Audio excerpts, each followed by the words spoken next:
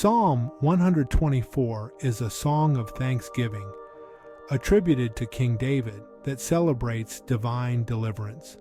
However, beyond its historical and literal context, Psalm 124 contains profound metaphysical insights that can guide us in overcoming self-destructive tendencies.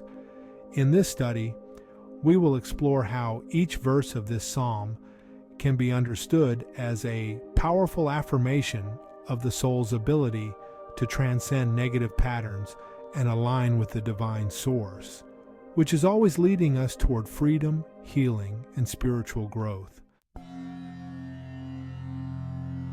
Verse 1. If it had not been the Lord who was on our side, now may Israel say.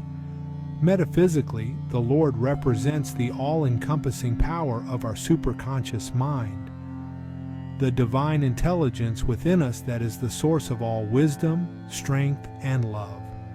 Israel symbolizes our higher self, the spiritual consciousness that is in harmony with this divine power. This verse reminds us that without the guidance and protection of our superconscious mind, we would be vulnerable to the destructive tendencies of the lower self. It is an invitation to acknowledge the vital role that our connection with the divine plays in overcoming negativity and fear.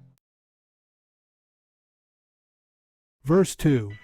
If it had not been the Lord who was on our side, when men rose up against us, the men who rise up against us symbolize our negative thoughts, doubts, and fears, those self-destructive tendencies that seek to sabotage our peace and well-being. These men are not external enemies, but internal adversaries that challenge our spiritual growth.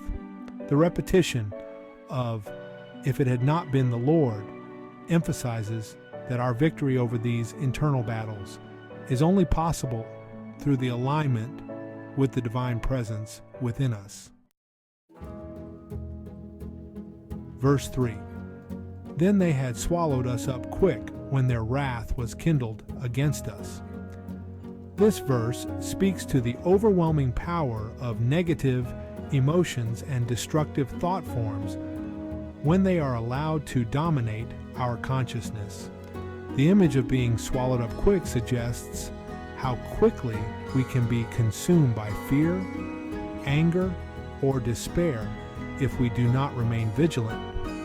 Their wrath represents the intense energy of these emotions, which, if unchecked, can lead to self-sabotage.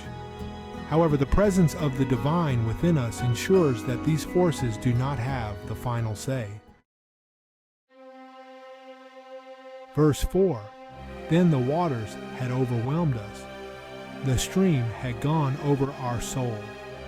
Here, waters and stream symbolize the overwhelming flow of emotions and the currents of negative thought patterns that can flood our consciousness. The soul represents our deeper mind, where these destructive tendencies take root. This verse reminds us of the potential for these emotional floods to overpower us, but also hints at the possibility of rising above them by connecting with the calm, steady flow of divine consciousness, which brings peace and clarity. Verse 5. Then the proud waters had gone over our soul. Proud waters refer to the forceful and arrogant aspects of our lower self, such as pride, ego, and stubbornness, which can lead to self-destruction if left unchecked. These tendencies can easily dominate our soul if we do not consciously align with the higher truth of our being. This verse serves as a warning, but also as an affirmation that with divine support, we can prevent these proud waters from overpowering us. Verse 6. Blessed be the Lord, who hath not given us as a prey to their teeth. This verse is a powerful affirmation of the protection and deliverance that comes from our alignment with the divine. The teeth represent the destructive power of negative thoughts and emotions, which seek to tear us apart. However, by turning to the Lord, our superconscious mind, we are safeguarded from becoming victims of these forces.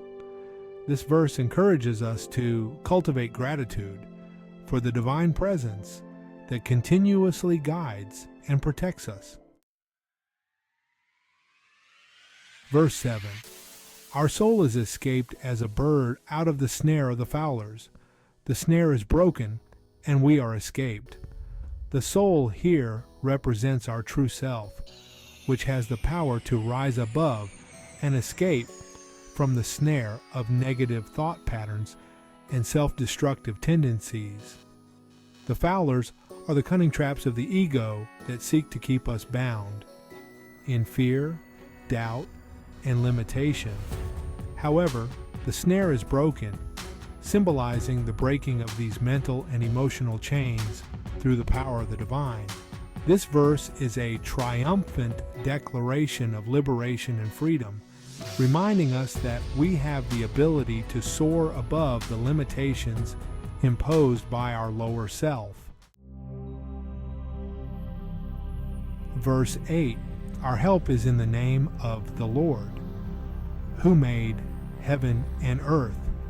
The name of the Lord refers to the essential nature and character of the divine, which is infinite power, love, and wisdom. Heaven and earth symbolize the totality of our experience, both the spiritual and material realms. This final verse reaffirms that our true help and strength come from the divine presence within us, which governs all aspects of our being.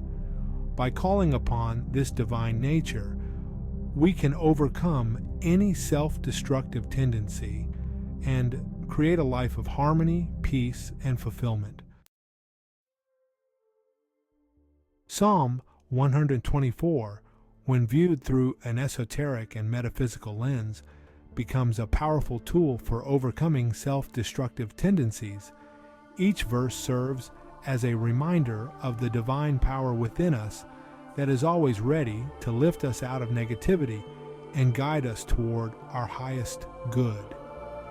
By aligning with our superconscious mind, the Lord within, we can break free from the snares of fear, doubt, and destructive habits, and rise into the freedom, peace, and joy that are our birthright. Let this psalm be a source of inspiration and strength as you continue on your spiritual journey, trusting in the divine to lead you safely through every challenge. This interpretation of Psalm 124 highlights the power we possess to transcend our self-destructive tendencies by tapping into the divine within us. Use this study as a meditation or affirmation to strengthen your connection with your higher self and overcome any obstacles on your path.